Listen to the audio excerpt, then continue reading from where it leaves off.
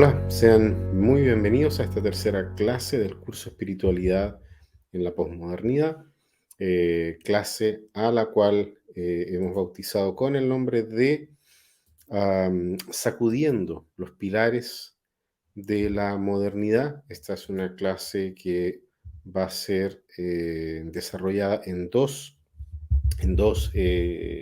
partes hoy día, y la siguiente en la próxima clase. ¿Cuál es la idea de esta clase? Básicamente poder adentrarnos en los cambios que se fueron generando últimamente dentro de nuestra cultura occidental y viendo cómo ella ha pasado por muchísimas transformaciones en los últimos siglos. Grandes inventos y descubrimientos ocurrieron en los siglos XV, XVI y siguientes. De hecho, el propio descubrimiento de América está también en ese periodo. Todo esto llevó al ser humano a pensar de que la razón humana era suficiente y que ya no necesitaba a Dios. Esa es una idea que es bastante común y nosotros la podemos ver en el quiebre, ¿cierto?, de la era moderna con el tiempo presente. Ahora, estas, estos descubrimientos, estos inventos que se fueron generando, fue llevando al ser humano a tener una especie de actitud de rebeldía en contra de la religión medieval, ciertamente. Comenzaron a hacer descubrimientos en o a través de los descubrimientos científicos, fueron descubriendo cosas, descubriendo el mundo, y ya de alguna u otra manera no era necesario Dios, la idea de Dios. Entonces, rebelados contra esta religión medieval, los pensadores iluministas fueron en ese sentido pensando o derribando los dogmas de la fe y promocionaron ellos que solamente aquello que podía comprobarse científicamente podía ser aceptado como verdad. Entonces, de una u otra manera, el universo, todas las cosas se fueron cerrando a lo sobrenatural y la ciencia se desarrolló impulsada por la hegemonía de la razón, una hegemonía de la razón humana, la cual buscaba producir el bien común, ciertamente buscaban algo bueno. Sin embargo, a través de la investigación, eso es fundamental, a través de la tecnología, a través de el crecimiento económico. Sin embargo, am, rápidamente, por causa de eso, la fe se hizo o se tornó incompatible con la razón. Hay motivos bastante complejos por detrás, los pueden luego o más adelante también conocer en otro curso que estoy preparando sobre cosmovisión bíblica. Y ahí entonces vamos a profundizar en estos motivos, dónde se rompe, dónde se quiebra la relación entre la fe y la razón. Pero lo que nos convoca ahora, digamos, todos estos pensadores ya llevaron a que los que de una u otra manera defendían aún la idea de las creencias en lo sobrenatural, todos estos movimientos de pensadores y gente que estaba ligada a este mundo de la razón, fueron tachando y tildando a estas personas como retrógrados e iletrados, ¿ya? No es muy distinto a lo que ocurre ahora cuando se dice que el cristianismo es un pensamiento medieval. Ya había ocurrido antes con personas en este mismo, digamos, en este periodo que estamos mencionando. Entonces, ah, ¿cuál fue el tema acá? De que la fe en la razón, porque actúa como una fe religiosa, o como diría Germán de Ooyever, pensador protestante reformado de Holanda, los motivos base religiosos que mueven a las personas en esto. Entonces, toda esta fe en la razón humana sufrió claramente un duro golpe, o mejor dicho, dos golpes, con dos guerras, ¿ya? Dos guerras mundiales que hicieron uso de armas que fueron facilitadas justamente por el progreso científico y tecnológico. Armas de destrucción masiva, armas brutales, que en vez de ah, traer de alguna u otra manera o de acompañar esta idea de que el ser humano era capaz de hacer se dieron cuenta que el ser humano es capaz de hacer cosas terribles, ¿ya? Y ahí entonces comenzaron o surgieron una serie de cuestionamientos también respecto de la razón. Entonces, todos los pilares del proyecto moderno mostraron ser simplemente columnas huecas, ¿ya? Con una pintura dorada por fuera, como diría Samuel Escobar en un libro donde él trata sobre el tema de la posmodernidad. Como ya dije, esta desilusión con la cultura positiva de el modernismo generó lo que podemos denominar como la filosofía posmo o la filosofía de lo posmoderno. Básicamente los seres humanos comenzaron a ver con desconfianza el progreso, por todo esto que había ocurrido en el progreso y la ciencia, y ya no creían entonces, de alguna manera, o al menos eran escépticos a que la razón humana podía realmente traer esa tan soñada era de paz y de prosperidad que se había prometido, cuando todo esto comenzó. Entonces, junto con la revolución tecnológica, que se fue desarrollando en ese periodo, ya dentro del propio siglo XX, se vio cómo el misticismo oriental y su liberalismo moral entraron o invadieron este espacio vacío dejado por el optimismo científico, ¿ya? Y de alguna u otra manera el establecimiento del relativismo místico como la filosofía más popular. ¿A qué me refiero con esto? Con la frase todo es relativo, ¿ya? Esa frase todo es relativo es lo que, a final de cuentas, terminó siendo utilizado para poder responder a las interrogantes, ¿ya? Entonces, cuando uno hace una pregunta que necesita de ciertos absolutos para poder ser respondida, generalmente las personas van a responder que, bueno, depende de el punto de vista, todo es relativo. Esta es una frase que se puso muy de moda entre universitarios, científicos, el mundo académico, pero rápidamente llegó a personas fuera de la academia, personas comunes y corrientes, dueñas de casa, barrenderos, las personas que atendían en algún negocio por allí. No existen absolutos, ¿ya? Esa idea de que no existen absolutos es una idea que rápidamente se vio reflejada en la música, en la literatura, en el cine, en las conversaciones. Hoy en día lo vemos en las series de televisión, incluso en la conversación entre niños es posible ver a veces este tipo de pensamiento. Aquí necesariamente tenemos que hacernos una pregunta. ¿Hasta qué punto ese mundo del que se está hablando es realmente relativista? ¿Ya? Eh, y frente a eso, ¿qué es lo que el cristianismo tiene que decir? ¿Ya? ¿Qué es lo que el cristianismo tiene que, o cómo el cristianismo va a abordar esta situación? ¿Ya? Pero primero miremos acá un poco lo que ocurre con este famoso relativismo que se fue, se acomodó, se amoldó en ese espacio vacío dejado por el optimismo que había en el progreso de la ciencia. Básicamente se fue transformando en una especie de relativismo intolerante, que es lo que nosotros vemos hasta el día de hoy. Vivimos nosotros en un mundo que es al mismo tiempo moderno y posmoderno, como decíamos en la clase anterior. Y es muy difícil poder establecer algunos marcos divisorios bastante precisos sobre esto.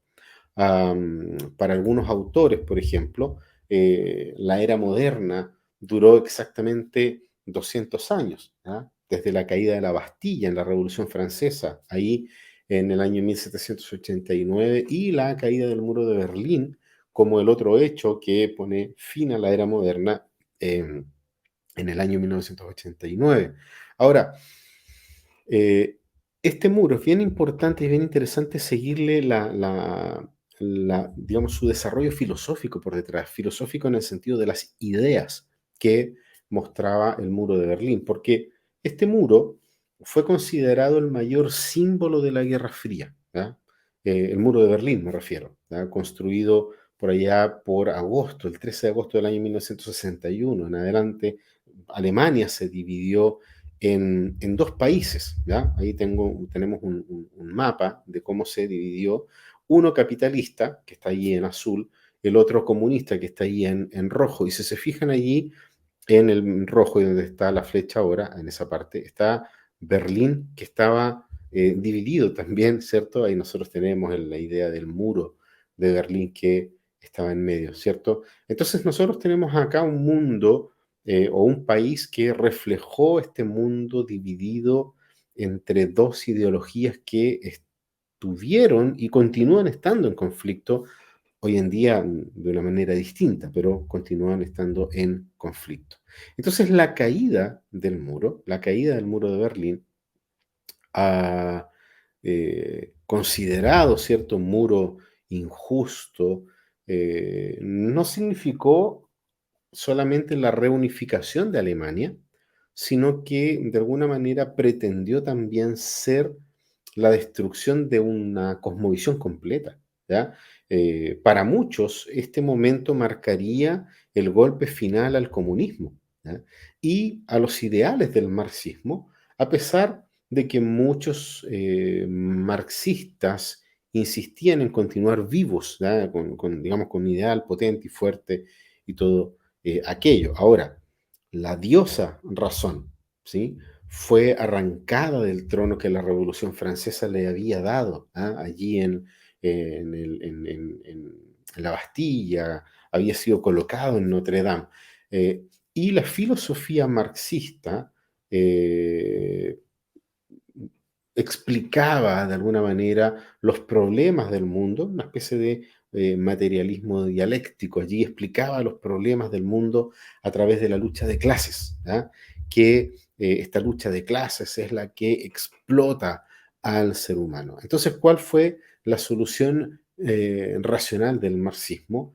Que era el comunismo, la idea era implantar esta forma de vida que iba a anular, esa era la promesa, anularía la propiedad privada y eso generaría finalmente la paz, la unión, la prosperidad de los pueblos en un clímax en donde solo la razón y la ciencia podrían ser el centro de la humanidad. No resultó, no resultó y cuando el pueblo alemán, desde ambos lados de la Alemania, lograron echar abajo el muro, ya no solamente simbolizó la caída del absolutismo comunista, ¿ya?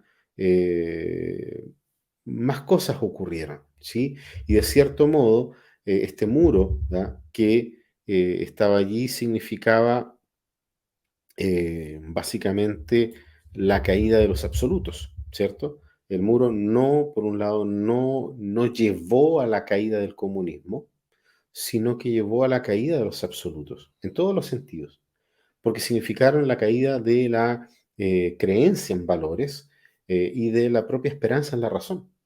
De esta manera, las ideologías marxistas continúan vivas hasta el día de hoy y tal vez más que nunca en una sociedad posmoderna, ¿ya? Y en ese sentido, la caída del muro de Berlín, en vez de significar un avance de las posiciones conservadoras hacia Oriente, que era la forma en que se estaba también diciendo, ¿cierto? ¿No? El muro cayó, hemos derribado al comunismo y ahora vamos a avanzar con toda esta idea, posiciones conservadoras.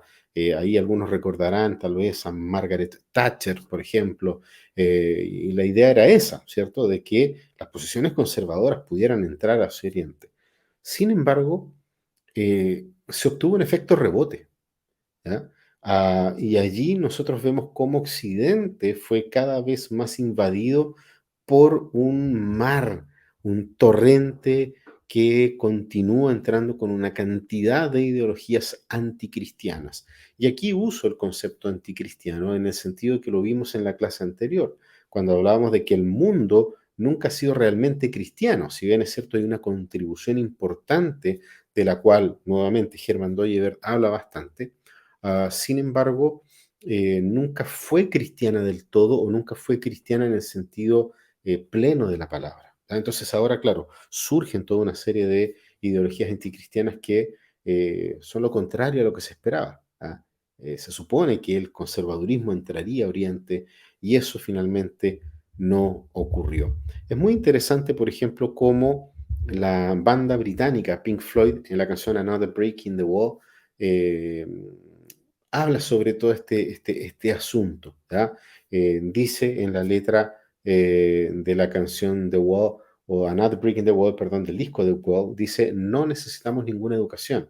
Profesores, dejen a los niños en paz. ¿Ya? Fíjense entonces cómo esta idea, a pesar de que el disco fue entregado antes de la caída del muro, de una u otra manera adelantaba lo que se buscaba, lo que se quería, lo que se esperaba, nos muestra más adelante que efectivamente el muro cae. El muro cayó, pero la caída del muro, que simboliza un grito de libertad para el ser humano, ese grito de libertad fue, lamentablemente para el ser humano, construido sobre las premisas equivocadas, o dicho de una manera bíblica, construido sobre premisas falsas. Si la palabra de Dios es la verdad, entonces fueron todos estos gritos de victoria, gritos de libertad, fueron construidos sobre premisas falsas. Y este error se ha cometido durante muchas veces en la historia. ¿Ya? No es primera vez que ocurre, ¿sí? De hecho, desde que propio ser humano hizo esto por primera vez, ¿ya? Entonces, ¿qué es lo que ocurre acá? Eh, por un lado, el comunismo marxista fue una de las peores cosas que este mundo ya presenció por todas las atrocidades con las que intentaron implantar esta forma de pensar. Sin embargo, este grito de libertad no hizo a la vida humana más digna, ni más justa, ni mejor, ¿ya? Porque, como diría nuestro Señor Jesucristo allí en Mateo capítulo 12, del 43 al 45, cuando uno vacía la casa, siempre vuelve a ser ocupada por 7 demonios más, ¿ya? Entonces, fíjense en esta lógica. Se derriba el muro, se pretende la idea de destruir al marxismo para que avance el conservadurismo hacia Oriente, pero ¿qué es lo que ocurre? Un torrente de ideologías anticristianas toman el lugar y el vacío que dejó en la sociedad el hecho del retroceso aparente de la idea del marxismo. Entonces, la ausencia de ideales en Europa dejó el camino abierto para el relativismo y para su hermano menor y mucho más terrible que él, el famoso y peligroso nihilismo, del cual hablé también en la clase anterior. Entonces, fíjense cómo la victoria del capitalismo, a final de cuentas, no significó la mejora del mundo también. ¿Ya? No fue mejor para la humanidad tampoco. ¿Ya? Y eso es algo que hasta el día de hoy se está discutiendo realmente qué es lo que ocurre allí, qué es lo que pasó con todo esto. Entonces, después de la Guerra Fría, después de décadas en que dos gigantes mundiales, ¿sí? Rusia o la Unión Soviética y Estados Unidos por otro, se enfrentaron en una guerra de nervios, ¿ya? Una guerra de tensiones. ¿Ya? De esa forma nosotros podríamos decir que fue la Guerra Fría. Eh, Hubo un aparente periodo de paz, ¿cierto?, entre el año 90 y principios de los 2000, cuando un nuevo tipo de guerra llegó para quedarse, y que es la guerra del terrorismo ideológico, ¿sí? La fecha del 11 de septiembre del año 2001 quedó grabada en la historia de la humanidad por lo que ocurrió en la ciudad de Nueva York, ¿sí? Es un hecho de que el mundo ya no es el mismo desde que las torres gemelas de el World Trade Center fueron impactadas por aviones comerciales piloteados por eh, terroristas suicidas. Independiente que existan muchas ideas de conspiración por detrás, a lo que nosotros vimos por televisión y de hecho lo que vemos hasta el día de hoy, ¿ah? Los ataques, por ejemplo, en Francia, en esta famosa revista de humor, eh, con todas las hipersensibilidades del mundo, fueron generando este tipo de situaciones de este nuevo tipo de guerra, como bien dije, que es una guerra o son movimientos terroristas que están implantando la guerra del temor, ¿ya?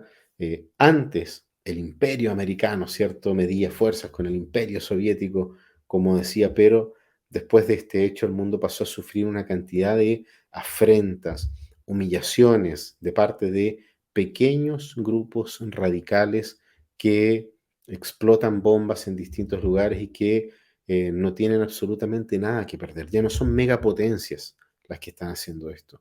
Son incluso personas, como en el caso de los tiroteos en las escuelas, por ejemplo, o en el caso de Brasil, eh, los últimos años y este año en particular, con la matanza de niños en guarderías infantiles. Entonces, fíjense bien cómo eh, ya no hay un enemigo incluso en común.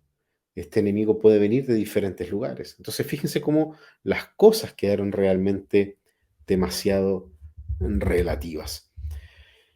Esto nos lleva finalmente a un colapso moral, ¿ya? La posmodernidad, en ese sentido, no es una corriente filosófica que haya comenzado con algún determinado autor o con algún tipo de filósofo, ¿ya? O alguna escuela de filosofía, sino que cuando hablamos, como bien dije en las clases anteriores, cuando hablamos sobre posmodernidad, nos referimos mucho más bien al tiempo en el que vivimos, ¿ya? Mucho más que una ideología en particular, ¿ya?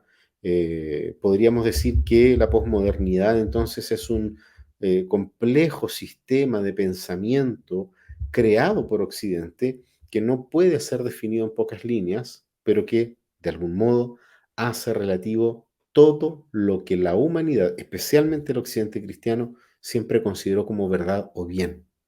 Yo creo que aquí hay una muy buena definición de lo que es posmodernidad. Es ver de qué manera el mundo hace relativo todo lo que la humanidad y particularmente el occidente cristiano siempre consideró como verdad o como bien. De ahí surge entonces esta idea de no, todo es relativo. ¿Por qué el cristianismo tiene que decir qué es lo que es la verdad? No hay verdad absoluta, todo es relativo. Entonces, fíjense cómo no es necesariamente una negación de la verdad, sino que es más bien un vaciamiento de la verdad. Ya no hay verdad. La verdad pasa por este sedazo nihilista, ¿ya? Es una actitud de una deconstrucción, o dicho de otra forma, en vez de eh, la verdad continuar avanzando, como pudo haber sido en el tiempo de los filósofos griegos, ahora nosotros vemos una implosión de la verdad. Y esa implosión la va reduciendo o tiende a reducir la verdad a cero. La posmodernidad en este sentido eh, sería mejor si podemos denominarla como una antimodernidad, ya que es una manera de ver el mundo que bajo el manto de la proclamación de la tolerancia, del respeto entre las personas, los pueblos, las opciones sexuales, en fin, va destruyendo la propia estructura sobre la cual la civilización moderna fue construida. El asunto clave es que la verdad para este movimiento, la verdad no existe, o al menos no existe una verdad absoluta. Entonces, nada puede ser realmente, nada puede ser realmente, como dice acá, correcto. Nada es totalmente correcto o incorrecto, ¿ya? Yo quiero invitarlos a ver acá, espero que me acompañe la tecnología, un video, ¿sí? Un video de eh, una serie de televisión que se llamaba Sala de Emergencias, ER. Es una serie de los años 90 y parte de los 2000, donde los guionistas tuvieron una inmensa bondad de gracia común de Dios a sus vidas. ¿Ya? Van a ver allí el video, está subtitulado, y ahí entonces van a poder entender a qué es lo que me estoy refiriendo. Así que, sin decir más, vamos a ver el video. 7 months later, a police officer came forward. The boy was framed for the murder. He didn't do it.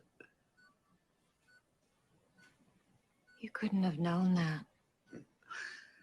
God tried to stop me from killing an innocent man, and I ignored the sign. How can I even hope for forgiveness? I think sometimes it's easier to feel guilty than forgiven.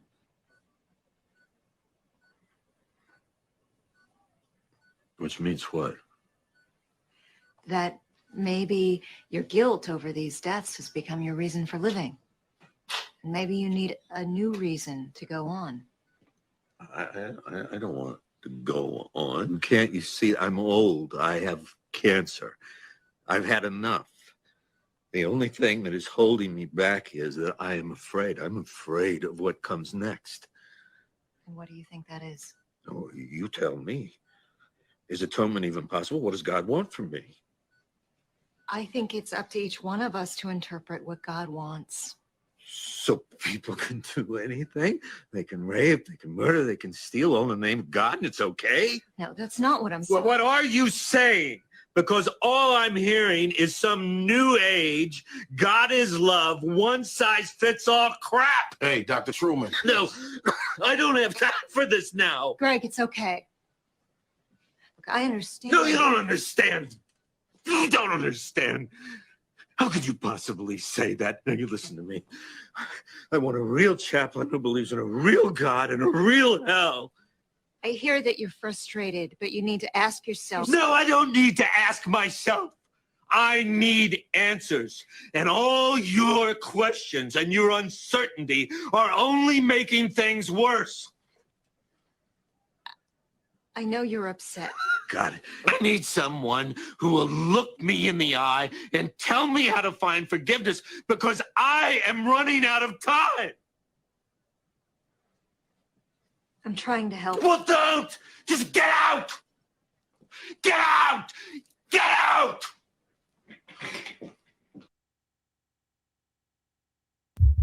Ok, acá entonces nosotros vemos cómo esta idea, ¿cierto?, de la no existencia de la verdad.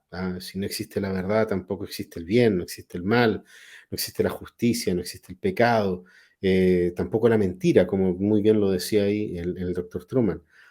Si estas expresiones parecen demasiado teológicas, o filosóficas, no nos engañemos, porque la intención de todo esto, de todas estas formas de instalar este pensamiento, es más bien cambiar las normas morales de la sociedad. Y estas cosas no son teóricas, sino que son por sobre todo asuntos prácticos. ¿Ya? Entonces acá no significa, ¿sí? No significa que solamente ahora el mundo se hizo inmoral, como muchas personas lo pueden tal vez percibir, porque de cierto modo la inmoralidad es la misma de siempre. El tema es que ahora ya no hay criterios morales aceptados de modo general, y de esta forma ya no hay cómo decir si algo es correcto o incorrecto. Y ahí es donde está entonces el punto y por qué hablábamos de cómo se sacuden los pilares de la modernidad, o los pilares con los cuales la modernidad fue construida. Antiguamente, por ejemplo, las personas se avergonzaban de sus pecados. Hoy en día la gente se enorgullece de su pecado, ¿sí? Se enorgullecen de sus pecados, ostentan sus pecados como si fuese algo digno de alabanza. ¿Para qué hablar, por ejemplo, de los íconos de la televisión, los artistas, de los músicos, la gente a las cuales las personas en general admiran? Ellos se muestran totalmente libres de tabúes morales y propagan estas ideas no cristianas, y son reverenciados por las masas, ¿ah? Que obviamente los medios contribuyen para que esto también pueda ocurrir. Alguien podría incluso ver y decir, bueno, pero tampoco hay una exposición mediática tan grande, se han hecho famosos a través de otro tipo de medios. El punto es a qué estamos expuestos constantemente, ¿ya? Y por ahí nosotros vamos a poder tener una respuesta.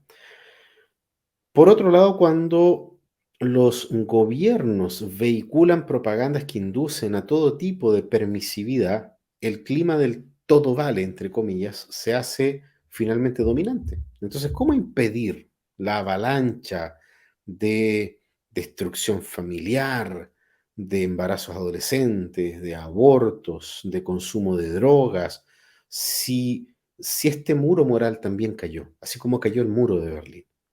Entonces, la tan anhelada permisividad sexual, si lo vemos de manera concreta y a través de varios estudios que están mostrando esto, no trajo ningún beneficio a la humanidad, ¿ya? Sino muchas más enfermedades, degradación, violencia, culpa, la cantidad de culpa, el peso de estas cosas es muy, muy, muy grande. Y no hay nada que se pueda hacer para poder detener estas cosas. ¿Por qué?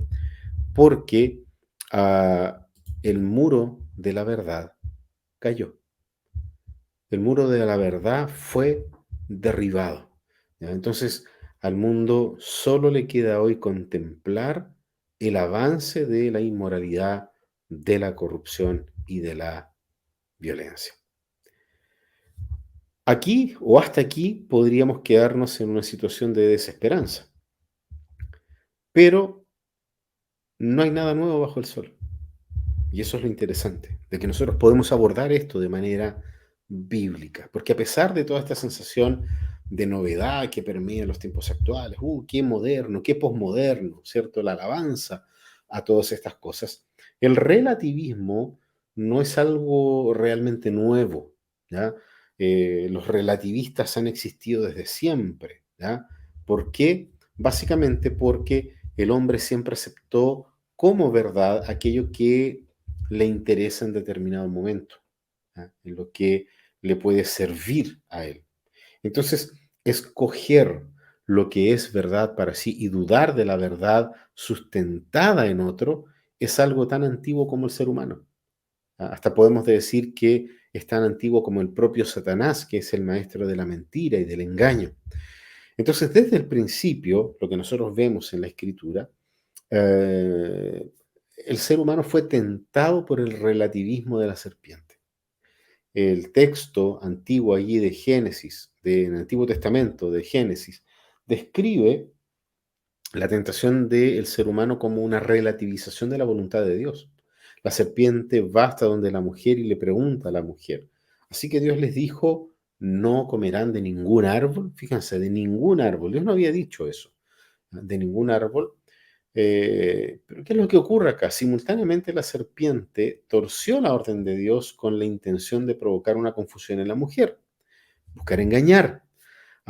Y cuando se dio cuenta que tuvo éxito, porque la mujer dice, no, Dios sí nos dejó comer, pero del árbol que está en el centro no podemos comer ni tocar. Ahí la mujer relativiza las palabras de Dios también. Entonces la serpiente se dio cuenta de que había tenido éxito al exagerar, ¿cierto?, la mujer, la orden de Dios.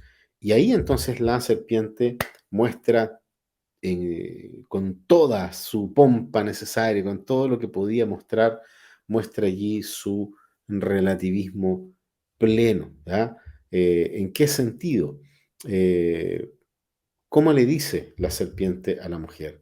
Ciertamente no morirán, pues Dios sabe que el día en que de él coman, hablando del fruto, van a ser iguales a Dios. Se les abrirán los ojos y ustedes serán como Dios, conociendo el bien y el mal. Eso está ahí en Génesis capítulo 3, versículos 4 y 5. Entonces la serpiente hace descubrir a la mujer el motivo oculto de esa prohibición de Dios, ¿ya?, en lo que estaba hablando, la forma en que hablaba la serpiente. En otras palabras, la serpiente le dijo, no es tan así, ¿sí? Relativismo. Eso de que van a morir esconde algo que ustedes no saben. La verdad es que si comen de ese fruto les va a hacer muy bien, un bien que Dios no quiere que ustedes tengan. Eso es más o menos el engaño de la serpiente, relativizando lo que Dios había dicho. Entonces la serpiente dijo que el mal en verdad no era tan malo, ¿ya? Y que de hecho podía ser muy bueno. Fíjense cómo relativiza la orden de Dios. Entonces es interesante que la serpiente relativizó solamente aquello que le interesaba, ¿sí? Ella deseaba relativizar la verdad de Dios, sin embargo, su verdad no era relativa. Las palabras de la serpiente. Así son todos los relativistas. Todos relativizan la verdad de los otros al mismo tiempo que sostienen contradictoriamente que su propia versión del mundo es la verdad, ¿ya? De hecho, si pensamos solamente la articulación filosófica de la frase no hay verdad absoluta, eso ya es una declaración del tipo absoluta. Entonces, este tipo de actitudes tan antigua solo comprueba que eh, lo que Salomón dijo estaba absolutamente cierto cuando ahí en Eclesiastés 1:9 dice, lo que fue, eso será, y lo que se hizo, eso se hará. No hay nada nuevo bajo el sol. Ya para ir terminando la clase de hoy, vamos a ver aquí también cómo hay una columna que no cae, ¿sí? Una columna que no cae. Eh, La verdad, la verdad con V mayúscula, como decíamos en la clase anterior, como lo decía Francis Schaeffer, la verdad es el gran legado de Dios para la iglesia. El apóstol Pablo dijo que una de las funciones de la iglesia es poder ser esta columna y baluarte de la verdad. Y en 1 Timoteo 3:15, en caso que me tarde, dice, te escribo para que sepas cómo debe conducirse uno en la casa de Dios, que es la iglesia del Dios vivo, columna y sostén de la verdad. Columna y baluarte sostenían y protegían las estructuras de los tiempos antiguos, ahí en Grecia. Entonces la iglesia debe sustentar la verdad de Dios ante los ataques de los falsos maestros, de las mentiras y de los relativismos del mundo y de Satanás. Y esta columna no puede caer. ¿Ya? Como dijo el pastor norteamericano John MacArthur en este libro de acá, El poder de la integridad, dice lo siguiente: Dios ha confiado a la iglesia la custodia de la escritura y su deber es mantener y salvaguardar la palabra como el bien más preciado sobre la tierra. La verdad, la revelación de Dios es realmente el mayor tesoro de la iglesia, que al mismo tiempo debe ser guardado bajo 7 llaves por un lado, por otro lado tiene que ser compartido con todo en una paradoja que es realmente maravillosa. Como diría Calvino, el silencio de la iglesia significa la remoción, perdón, y supresión de la verdad. Entonces, fíjense cómo la iglesia, por lo tanto, debe sustentar la verdad y hacer eso con firmeza y con coraje, pero también tiene que hacerlo inteligentemente, de manera inteligente. ¿Ya? Si las personas están cada vez eh, manifestando más relativismo en términos de la religión, la fe, la moral, entonces aquí tenemos algunas preguntas. ¿Cuál debe ser nuestra posición como iglesia, como cristianos ante esta situación? ¿Cómo enfrentar las dudas del pensamiento posmoderno en la evangelización? Asunto que es ciertamente muy relevante para muchas iglesias. ¿Cómo convencer a una persona que no cree que existe la verdad, que ocurre mucho hoy, que la Biblia es la verdad y que Jesucristo es esa verdad y ese camino? Son preguntas que necesitamos hacernos. Ciertamente alguien podría decir, eso no nos compete a nosotros, esto es obra del Espíritu Santo, lo cual es correcto. Sin embargo, si conocemos mejor el fundamento del pensamiento posmoderno y sus contradicciones, va a ser mucho más fácil acercarnos a esas personas sin ser tildados como intransigentes y anticuados. No por temor a que lo digan, sino básicamente porque es necesario hacerlo para poder acercarnos, demostrar de alguna manera que las contradicciones del pensamiento posmoderno llevan a la destrucción de todos los principios de la sociedad y de la propia razón, y de la razón de la existencia humana, que es un buen camino para poder alcanzar las mentes posmodernas. Ahí hay un punto de diálogo, ahí hay un punto de conexión, que por esa razón estamos ofreciendo este tipo de cursos, ¿ya? Para poder justamente eh, ofrecer herramientas que permitan a las personas que están haciendo evangelismo en el mundo posmoderno poder transmitir la espiritualidad cristiana. De ahí el nombre, espiritualidad en la posmodernidad. Esta puede ser la ruta que el Espíritu Santo utilice para poder guiar a los ciegos de nuestra era posmoderna hacia la luz. Entonces, demostrar, por otro lado, que el cristianismo no es contrario a los buenos ideales de igualdad, de tolerancia, también es un camino adecuado. De hecho, la forma en que la escritura nos habla de la pluralidad, la forma en que la escritura nos habla sobre la diversidad, son o deberían estar siendo mucho más estudiadas el día de hoy. No son como las plantea el mundo, pero ciertamente la palabra sí nos habla de estas cosas y es bueno poder acercarnos a ellos también. Entonces, poder mantener la humildad, un espíritu de aprendizaje es muy útil para poder acercarse a las personas de este tiempo posmoderno, ya que aunque creamos en la Biblia como la palabra infalible de Dios, no podemos decir lo mismo de nuestras interpretaciones de ella. Entonces, mm, no es solamente que nosotros tengamos la verdad, sino que al contrario, la verdad nos tiene a nosotros. Y allí entonces debiésemos ser humildes y poder entregarnos a esta idea de la verdad. Pero por sobre todo, ¿ya? Es necesario demostrar la consistencia de la fe cristiana para el mundo. No solo por causa de sus fundamentos sólidos, bíblicos, históricos, sino que también por la práctica consistente que necesita ser vista en la vida de aquellos que hablan de la verdad. No podemos nosotros darnos la chance eh, de hablar de moral y fallar moralmente. Lo vamos a hacer, somos pecadores igual. Sin embargo, podemos no pecar por la obra del Espíritu Santo en nosotros, ¿sí? Entonces, no podemos hablar de la verdad y vivir la mentira, ¿se entiende? De hecho, ah, no hay una mejor postura apologética que una vida santa, como bien diría Escobar, Samuel Escobar, allí también en ese libro sobre la posmodernidad. Entonces, mucho más que conceptos racionales como máximas de la verdad, los cristianos necesitamos vivir eso a través de nuestras relaciones intensas, relaciones dirigidas, relaciones entre nosotros, o como diría Francis y Edith Schaeffer, que nuestras vidas sean reflejo de lo que realmente, de que Dios existe realmente, ¿ya? Entonces las personas pueden tener dificultades en aceptar ciertas proposiciones, ¿ya? A nivel intelectual, eh, básicamente porque están armados hasta los dientes con sus articulaciones también filosóficas.